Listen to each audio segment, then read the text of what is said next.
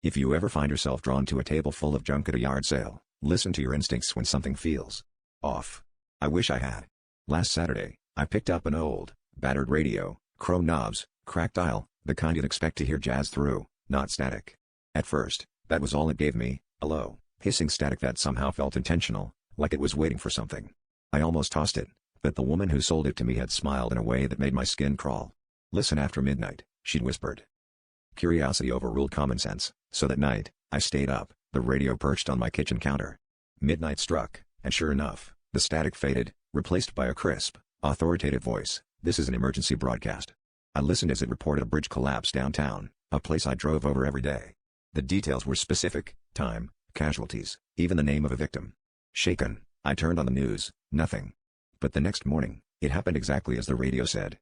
I tried not to think about it, but at midnight, I listened again. And again. A plane crash, a chemical spill. Each time, it was a disaster that hadn't happened yet. I became obsessed, writing down every story, every name. The radio never repeated itself. I tried warning people, but no one believed me. I stopped sleeping, haunted by the knowledge of what was coming. My friends started to avoid me, and I barely left the house, afraid that the next disaster would be close to home. That's when I noticed something chilling: the stories were getting closer. My street, my neighbor, my favorite coffee shop. Each headline was a little more personal. Last night, as the clock struck midnight, I sat in the dark, hands shaking. The radio's static faded, and a voice began. "Breaking news.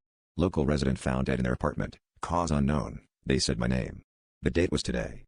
My heart hammered in my chest as I realized the last headline was my own obituary. And as I stared at the radio, the static returned. This time, it sounded almost like laughter.